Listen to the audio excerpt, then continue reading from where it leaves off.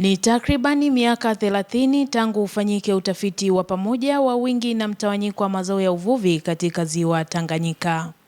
Na katika miaka hiyo 30 hatukuwa na takwimu sahihi za wingi wa samaki na mtawanyiko wake katika ziwa Tanganyika, na hivyo baada ya serikali ya Jamhuri ya Muungano wa Tanzania kuwezesha tafiti kwa upande wa Tanzania mwaka 2022 na 24, tuliona ni busara kuona kwamba unafanyika kwa ziwa zima. Kutokuwepo kwa takwimu ya mazao haya kwa muda mrefu, wataalamu wanasema si jambo zuri katika kukuza sekta ya uvuvi. Kama unaendelea kumanage uvuvi bila kujua stoki ulio nayo,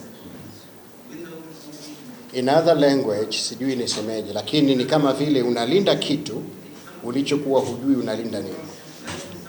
What if kama unalinda hakuna kitu and you are spending a lot of energy, unatumia nguvu, unatumia rasilimali fedha. Hapa serikali 4 zinazozunguka ziwa Tanganyika zinakutana kwa dhamira moja ya kuhakikisha utafiti unafanyika ili kujua wingi na mtawanyiko wa mazao ya uvuvi katika ziwa Tanganyika.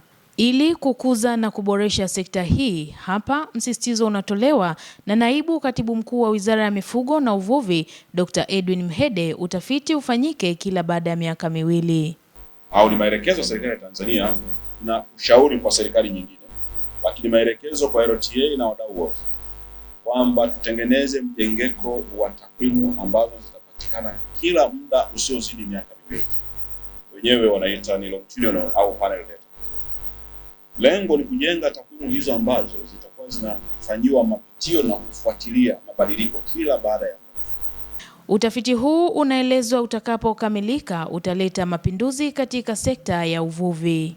Tutapata taarifa ambazo zitasaidia FAO kushauri masuala mazima ya usimamizi usimamizi endelevu wa uvuvi wa ziwa Tanganyika. Kwanza tutahuisha takwimu za wingi na mtawanyiko wa samaki katika ziwa Tanganyika, lakini 2, itawezesha Wizara ya Mifugo na Uvuvi, lakini pia nchi wanachama wa ziwa Tanganyika kuweka mikakati madhubuti ya usimamizi wa rasilimali za uvuvi katika ziwa hili. Katika kuhakikisha zoezi hili linafanikiwa, wataalamu wa masuala ya uvuvi kutoka nchi 4 za Tanzania, Burundi, Kongo na Zambia tayari wameshanolewa kwa mafunzo maalum kwa ajili ya kuanza zoezi la